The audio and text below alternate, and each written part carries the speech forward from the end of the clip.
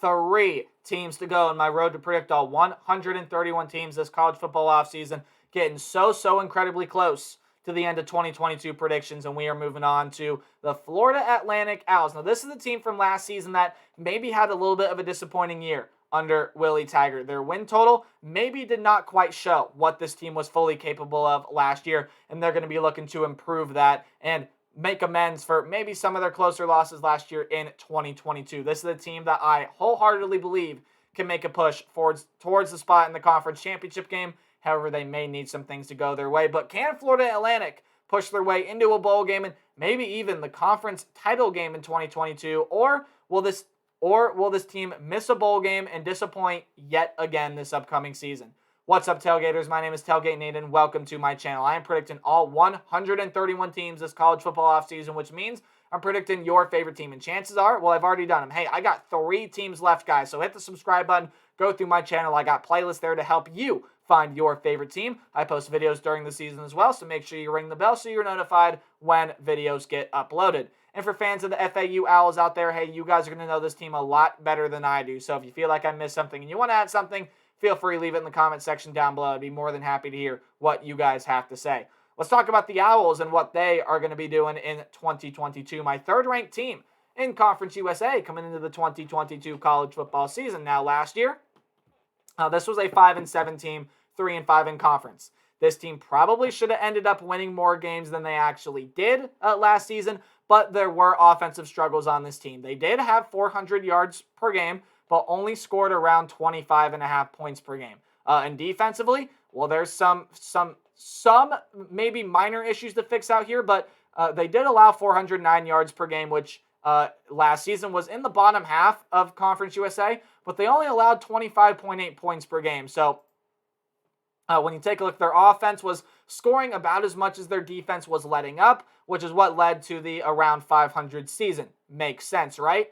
Well, this team definitely has a lot of talent on it and definitely has a lot of transfers coming in, and we'll mention some of them here in this video. But taking a look at some of the players that are leaving this team first, Nick Tronti, who was the backup quarterback to a name we'll mention here in a little bit, he is gone, had 200 yards and 1 interception last year. That was kind of the extent to his season. Maybe won't be much of a loss for the Owls this upcoming year. Malcolm Davidson, James Charles, a couple names that are going to be leaving this running back room. That was your second and third leading rushers from a season ago. In the wide receiver room, well, Brandon Robinson is gone, had 481 yards, 4 touchdowns. Third leading receiver on this team, TJ Chase is gone, the 6th leading receiver. Willie Wright, the 8th leading receiver. And then a wide receiver, tight end combination player in John Mitchell, who was the 5th leading receiver a season ago. So 3rd, 5th, 6th, and 8th leading receivers are all gone off of this team. When you take a look on the defensive side of the ball, Ryan Vaingrad, Marcel Southall are going to be a couple names on the defensive line that leave this team. When you look at in the linebacking group, Achille Leroy is gone. He had 63 tackles last year. Again, I apologize if I said that name wrong, and I probably did. 63 tackles last year, which, hey, was 2nd on the team. Caliph Bryce, who had 58 tackles, half a sack, which 58 tackles, 3rd on the team last year. And then Amon Ross, going to be another name gone off the linebacking group. He had 30 tackles last year and a pick a season ago as well. So not a bad season for him. In the defensive back position, you lose Zion Gilbert, who had 50 tackles last year, 10 passes defended, 2 picks a season ago for him as well. Jordan Helm, another name that's going to be leaving this defensive back group. And then Corell Smith, going to be a name that is gone as well. Corell Smith had 6 passes defended, 3 interceptions, which was tied for the team lead a season ago. So definitely losing some talent around this offense, around this defense, and going to be positions that, well, definitely need holes filled. Well, this team had a lot of transfers coming in, but let me talk about some of the names on the board first. Nicosia Perry is coming back as the quarterback. Former Miami product, had 2,771 yards, 20 touchdowns, and 7 interceptions last year. There are things he can do to improve his play and maybe eclipse 3,000 passing yards, 25 touchdowns. I think that should be the goal for Nicosia Perry and Florida Atlantic this year. 3,000 passing yards, 25 touchdowns.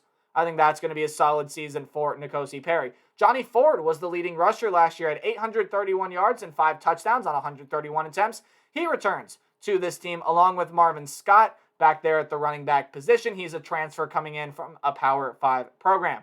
In the wide receiver position, well, 2 leading receivers come back. LeJontay Wester, who had 702 yards and 4 touchdowns. Jaquan Burton, who had 483 yards and 3 touchdowns. You return both of them to this wide receiver room. But also in the wide receiver room, well, I mean, just lots of transfers coming in.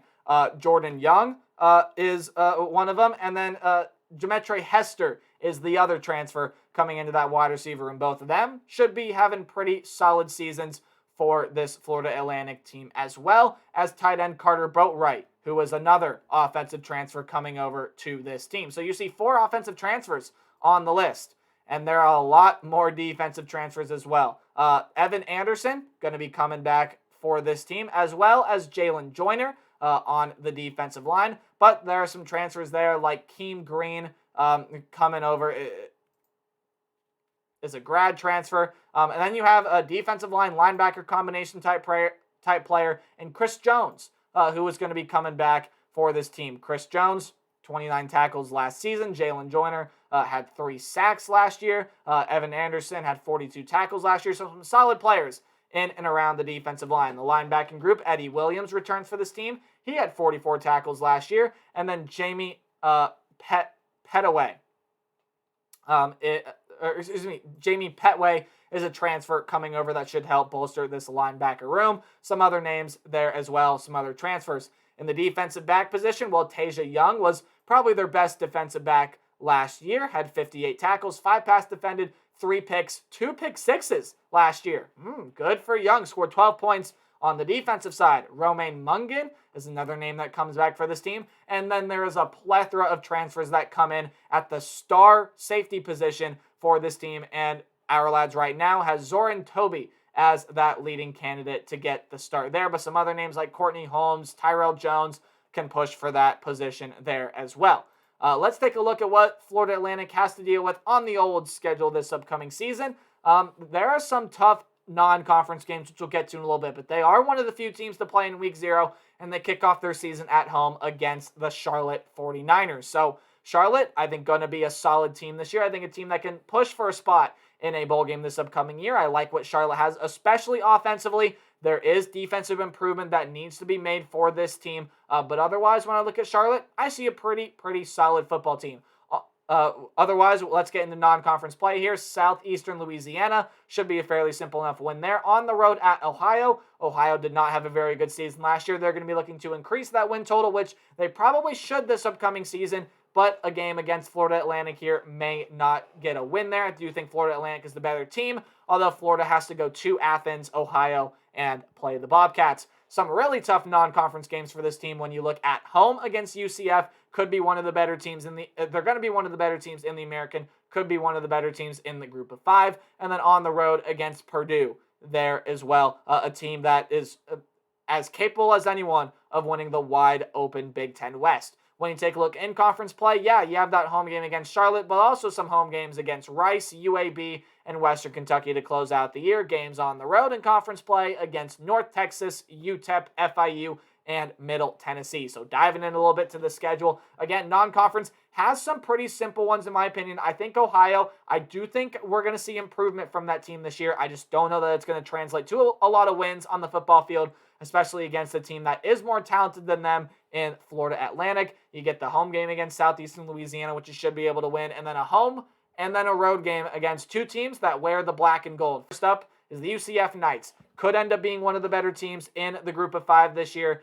Florida Atlantic does get them at home, so there's a little bit of an advantage, but UCF, even with the loss of Dylan Gabriel, Jalen Robinson, and some other players, still is a very talented football team. Same thing with that road game against Purdue, and I think Purdue is for real this year. If you guys have seen my prediction videos, spoiler alert, they are my predictions to win the Big Ten West this year. I think they have the second best quarterback in the Big Ten. Wide receivers that, well, you maybe haven't heard the names of, but you're going to learn them here pretty fast. I think Purdue's going to have a phenomenal season, and Florida Atlantic going on the road may not have much luck there in a Power 5 environment in Ross-Ade Stadium. When you look in conference play, again, I think Charlotte's going to be a tricky game, but there are lots of other tricky games on the schedule here. North Texas, I think that's a tricky game on the road. I think the Mean Green are more than capable of trying to push for a conference title this upcoming season. UTEP, well, that's a team that made a bowl game last year. Yes, and UTEP is going to be a solid team coming into the upcoming season. They got to play them on the road, and then home games against UAB, Western Kentucky could prove to have their tricky slots there as well. Now again, Rice, FIU, Middle Tennessee, three teams I don't necessarily expect to be all that great this upcoming season, so they may be able to go ahead and win those three, but there are a lot of landmines on this conference schedule. Now, I don't do game-by-game predictions. I do a more percentage-based outlook. Tell me predict the team's record. So if the game is in red, I just don't see you winning the game. If the game is in orange, I still don't see you winning, but it is college football and upsets can happen. Yellow, well, they're going to be your 50-50 or high upset potential games. Games in yellow-green are games that you should win, but hey, you got to watch out for teams on the other side of the ball. And games in green, I do have you winning. So Southeastern Louisiana, I think it's going to be an easy enough win. Ohio, I think going to be a win there. And then the three games I talked about earlier, Rice, FIU, and Middle Tennessee. So there's five, and I think they may be able to get their sixth against Charlotte. Now, again, I think Charlotte is going to pose their respective challenges, much like the game that they have the week after against Ohio. Look, again, Ohio's a team that's going to improve this year, and maybe they can pull off an upset here to help spark what could be a special run to possibly a Mid-American title. But when I look realistically at this Ohio team, I just don't see them matching up well with Florida Atlantic, and that's why that game is in yellow-green. Charlotte, kind of the same story. I don't necessarily see them matching up with Florida Atlantic this year with all the transfers they have coming in, with all the talent that is on this Florida Atlantic team. They're going to improve that win total from last year. And Charlotte, they definitely have some defensive quirks to work out on that team, and maybe in week 0, they get a week less of prep than most other teams in the entire nation. Preparing for this Florida Atlantic team is a lot easier said than done. So that home game there may very well go the way of the Owls. But again, like I said, UCF, Purdue, those are going to be two tricky games for the reasons I mentioned earlier. Don't necessarily see Florida Atlantic pulling out wins in any of those. But let's look at the rest of the conference slate here. Rice, FIU, Middle Tennessee, games in yellow-green. Shouldn't surprise you by now if you've been keeping up with my Conference USA predictions. I don't think either three of those teams are going to be really much anything special this upcoming season. Now, when you take a look across the rest of their conference slate, the four games highlighted in yellow are going to propose their challenges. I mean, UTEP, that's a team being underrated this year. Yes, they lose a lot, including Jacob Gowing, Justin Garrett in the wide receiver room. But when you look at what else is coming back offensively, there's a lot of talent coming back offensively, and a defense that was one of the better defenses in Conference USA. They have a lot coming back this year. So UTEP still going to be a good team in 2022. Make no mistake about it. Western Kentucky, they're losing a lot, but hey, that can still be a solid team this upcoming season. UAB, very well going to be one of the best teams in this conference this upcoming season, and they have what it takes to push for a conference title. North Texas is kind of, in my opinion, a sleeper pick in this conference. Wouldn't surprise me to see North Texas go win 8, 9, maybe 10 games that they string together a really special season. I think they got to get better quarterback play, though. They do have a lot of names back there, and they are losing DeAndre Torrey, but a lot of names are there for that North Texas team. When I look across the board at this Florida Atlantic Owls team, I think their schedule, while there are their tricky games, again, you got to play road games against North Texas UTEP teams you'd like to have at home. You get UAB at home, you get Western Kentucky at home, UCF, Purdue are some tough non-conference games. So this team will be tested coming into conference play, but they are going to improve that win total from last year. And I got this team sitting at 7-5 from a season ago. There are some issues that I still would like to see worked out with this team as soon as they get on the field. But I got the Owls having a very, very solid season under Willie Taggert at 7-5. Maybe the Owls fans out there are expecting a little bit more. So 9-3, I think, is a realistic ceiling for this team. But when I look overall, I think 7-5, maybe 8-4, a little more realistic for the Owls program. But that's going to do it for my talk on the Florida Atlantic Owls. Make sure you guys like, comment, subscribe, anything like that to help support my channel. And remember to play hard but tailgate harder. See all you guys in the next video. Goodbye.